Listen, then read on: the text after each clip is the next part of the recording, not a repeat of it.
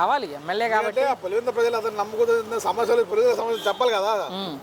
చెప్పాలి, స్పీకర్ వినాలా, రాష్ట్ర ప్రభుత్వం వినాలా, ఈ సమస్య తెలుస్తుంది. అది డ్యూటీ. అది కానీ రాలేదు ఈ రోజు. ఆయన నిన్న వచ్చారు, ఏదో వెళ్ళిపోయారు, కానీ ఈ రోజు అయితే రాలా. సీమ అంటే మన దక్షిణ ఆంధ్రులు వాళ్ళు అర్థం చేసుకోవాలి. మరి ఆయన అంత ప్రజాసేవ కూడా చేయాలి. కానీ సింహం సింగిల్ గా వస్తుంది, 2029లో మాది అధికారం అని చెప్తున్నారు వాళ్ళు. శివం సింగిల్ శివం ఇద్దరి మధ్య ఇప్పుడు ధరం పోటీ ఓటర్ శివం. ఇక్కడ శివం ఓటర్. అవునులే, అవును. ఇద్దరి మధ్య ఇప్పుడు ధరం పోటీలో ఇద్దరి మధ్య ధరం పోటీలో ఒక గ్రామం ఉందండి. ఆ గ్రామంలో 100 మంది ఎలా ఉన్నారు. ఎక్స్ వై పోటీ చేసాడు ఇద్దరు. ఎక్స్ కు 80 వస్తాయి, వైకి 20 వస్తాయి. వైకి 80 20 అంటే ఇద్దరి మధ్య పోటీ ధర పోటీ. ఇక్కడ ఓటర్ సింహం. అవునులే. ఇక జగన్మోహన్ సింహం కాదు, ఓటర్ సింహం. సేమ్ అంటే దక్షిణ ఆంధ్రులు. ప్రస్తుతం లడ్డూ గురించి చర్చ నడుస్తుంది ఆంధ్రప్రదేశ్లో ఒక 10-15 రోజుల నుంచి. ఏంటి తిరుమల తిరుపతి లడ్డూ గురించి మీ అభిప్రాయం? వాళ్ళ నాన్నగారు తిరుమల తిరుపతి దేవస్థానాన్ని పై చర్చి కట్టా చూశాడు. అర్థమైందా?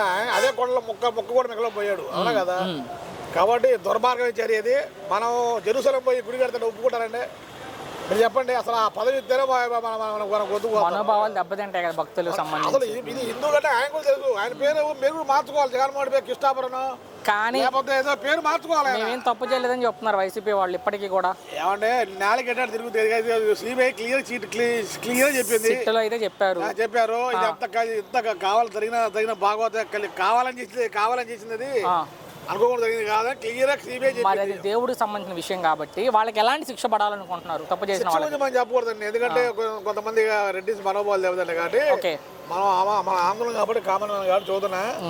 సిబిఐ క్లియర్ చిట్టు ఇచ్చింది. సాక్షి పేపర్లో ఎన్ని రాసుకున్నా జనాలు క్లియర్గా అర్థం చేసుకున్నారు, చూశారు. ఓకే. చివరిగా సార్, ముఖ్యమంత్రి గారు పనితీరు అంటే ఆయన 4వ ముఖ్యమంత్రి, కొత్త కాదు.